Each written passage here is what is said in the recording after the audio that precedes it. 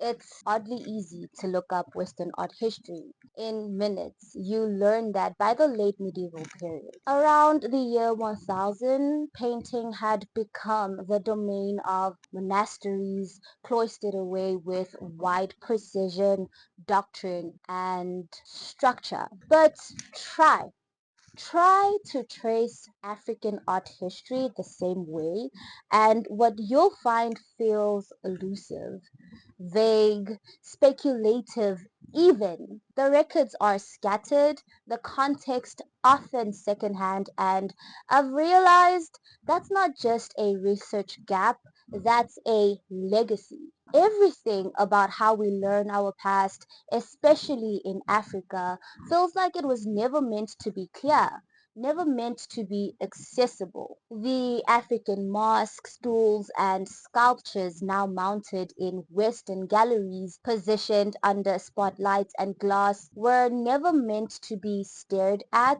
They were meant to be used. These objects weren't created to decorate a space or impress a collector. For Africans, right, art was not something to be simply seen, it was something to be experienced, to be danced with, touched, worshipped, burnt, passed on.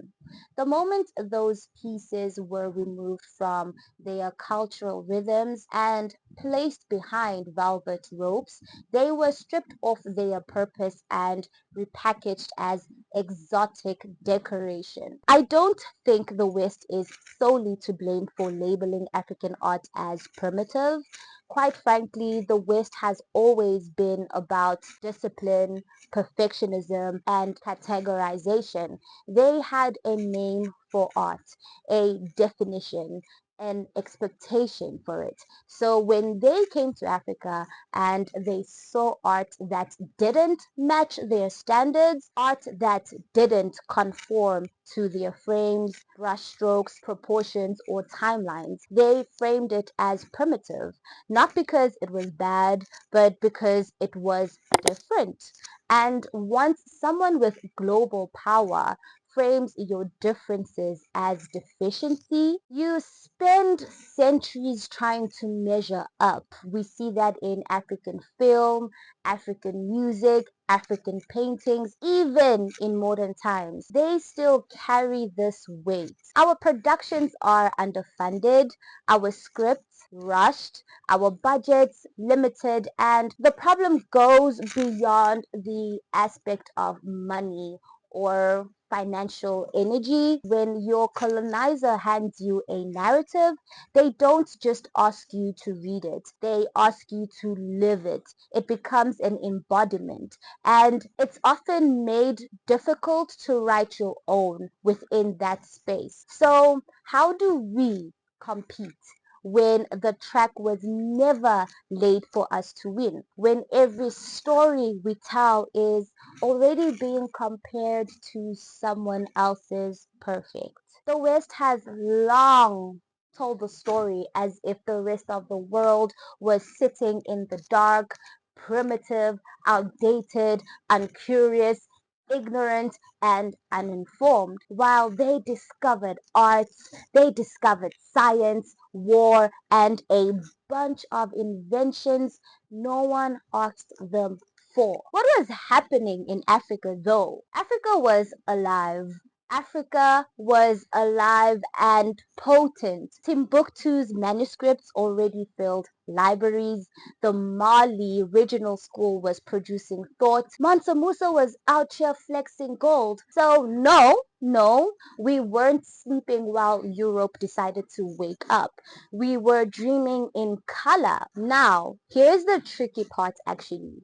It's hard to talk about African art in pre-colonial Africa using the word art itself because art is an English word, and when you think about it, language is a system that grows around priorities. So maybe we didn't have a word for art because maybe we didn't need to. Art was in the curation of night songs sung around firelight. It was in the tales of elders passed down by memory, not manuscript, in the gestures of rituals, in the way we dressed our kings. We didn't separate creativity from life. Art didn't hang on a wall. It lived in the breath, the sound, the dust. So while Europe was defining art with frames, labels, and signatures, we were living it. Africa's cultural heritage is a continent-wide constellation, diverse, multifaceted, and rich with ethnic identity. And though we are not a monolith across the diaspora,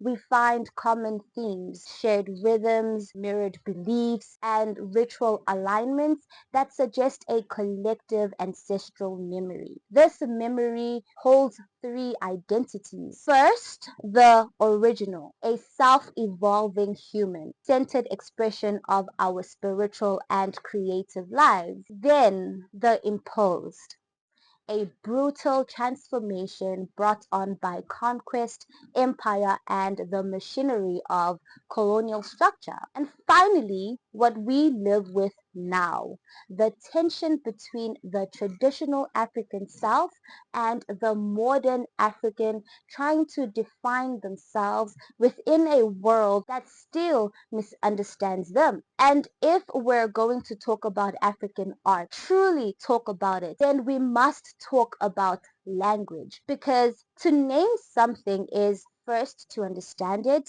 and to understand it, you must live with it, witness it. That's why most traditional African societies never needed a word for art, as the West defines it, because our expression was inseparable from our existence. But when colonial scholars finally gave it a name, they didn't call it divine or poetic. They called it primitive. They called it ethnographica, curiosa. They put it behind glass and admired it in isolation. Admiration in isolation easily leads to misunderstanding. And that misunderstanding, it's exactly what African art has suffered from in the international scene. You cannot understand African art without understanding the language, not just the spoken language, but the spiritual, communal, and symbolic language that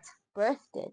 Objects that once sat at the heart of rituals, royalty, and cultural memory are now sanitized and labeled as artifacts. What happens when an object made to be used is put on display to be seen? It defies the art's utilitarian function. Our art has always been subject to the eye of the beholder, or more precisely, the eye of the buyer. Africa is not a monolith, and neither is its art. They are countless forms, styles, and purposes that differed across kingdoms, ethnic groups, and time periods. Here's where the Western lens fails us again. They've always tried to box African art into tradition, into static fixed ideas of culture, as if every piece of sculpture existed purely for religious or ritual use. African art is bigger than that, stylish to say even. Take royal art, for example. It wasn't always religious, it was political. It was a symbol of power.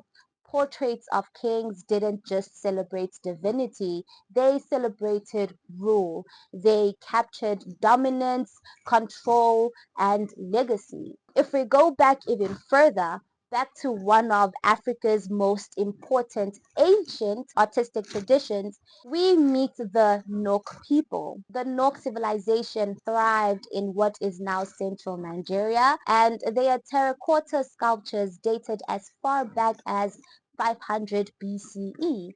That's over 2,500 years ago. That's a very long time. That's a very long time. Nok art is actually extraordinary, hands down, not just because it's old, but because of its form. You'll notice geometric eyebrows, hollow eyes, precise perforations in the nose, mouth, and ears. Their technique was intentional and honestly, it flirted with naturalism in a way that makes you realize realism in African art is not a European import. The Nok sculptures show us that Africans were already experimenting with lifelike forms long before colonization, long before the Western world even had an idea of what African art was. While the Benin crafted in bronze, other kingdoms expressed mastery in different forms. The Kuba people from what is now known as the Democratic Republic of Congo are renowned for their intricate raffia textiles. In Ethiopia, Christian art thrived. In Ghana, the Ashanti crafted stools not just to sit on, but as seats of spiritual power and ancestral memory. All across the continent, there was an understanding. Art was functional, art was spiritual, art was used. There's a clear distinction between how we once interacted with art and how we experience it today. We've adopted the Western model. Art as commodity, art as status, art as deco.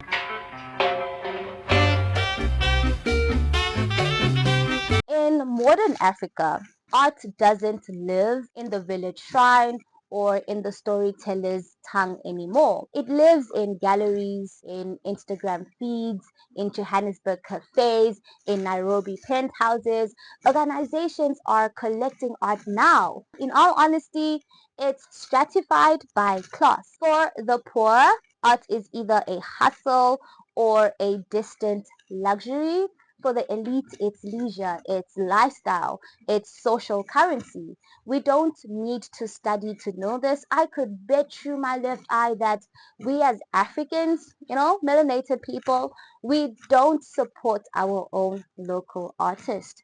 Empirical observation plus just living in the world makes it easy to believe that the starving artist stereotype didn't die in Europe, it just migrated south. And no, I'm not trying to perpetuate the starving artist myth, but hey, embodiment is embodiment, and some of these people are they living in poverty, they struggling, hey? Artists are struggling. A very small percentage of the population controls the majority of the continent's economic power.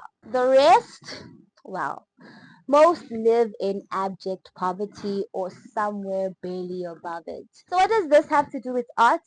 Everything. Because art thrives on support. It thrives on patronage, on platforms, on people who can afford to buy it, share it, live with it. And when society is deeply unequal like ours, access to art becomes just another thing divided by class. Traditional communities, often rural or cut off from urban centers, they are straight up not buying art. Meanwhile, urbanized Africans, shaped by global media and digital trends, relate to art differently. For them, art isn't about spirit or survival, it's about individual expression. It has this childlike essence within it. I think it's because I look at it as a part of my everyday life. It's part of my everyday ceremony of being. As much as it's a career and it's a job, it's not something that exists outside of myself. It's something that comes extremely naturally to me because I let it. And I think the more I have fun with it, the braver I allow myself to be, and the braver I allow myself to be, the better the work. Even within urban spaces, artists still struggle because even the middle class has limited bandwidth for luxury spending. We've explored classical African art. Here we are in contemporary Africa. A new wave of expression is being seen, and while art has absolutely flourished, art today isn't only about ritual or spirit or even honor, it's about visibility. It's about money. It's about survival. And this is where the question of Western validation returns, because for an African artist to truly make it on the global stage, they often have to pull off a kind of cultural sorcery, bridging two inherently different worlds, speaking in African tones but with Western rhythm. Because the majority of Africans, especially those in poverty, simply can't afford to materially support the art being made. So the artist modifies, not necessarily to sell out, but to survive. Maybe that's reclaiming, maybe it's adapting, or maybe it's the only way to be seen. And this leads to a difficult question I keep circling back to: is modern African art still African art? Or is it just art that happens to be made in Africa by Africans? Can we let it be both? Or must it always carry the weight of representation? I know representation matters. Can art, African art, or art exist as its own entity? The modern African aesthetic is layered with irony, because while we try to stay rooted, our roots have already been altered. Our art is local, but it's also algorithm approved. Art is political, and there's a system behind it all. The global art world, despite its liberal branding, is still incredibly exploitative, especially for African artists. Galleries and collectors determine what's valuable. They tokenize us for trends, invite a few of us in, and leave the rest in the cold. Not everyone gets to be the token child. For every African artist whose work sells in New York or Paris, there are hundreds or even thousands still struggling to pay rent. And visibility doesn't always mean equity. So, as we close this essay, and as I begin a broader series of work exploring these questions, I want to leave you with this. African art does not need to prove its worth by fitting into a Western framework. So this is where the essay ends. Thank you so much for tuning in, especially if you made it all the way to this part of the video. I highly appreciate you and thank you for your time. May have a blessed human experience after watching this video. Stay blessed. Ciao!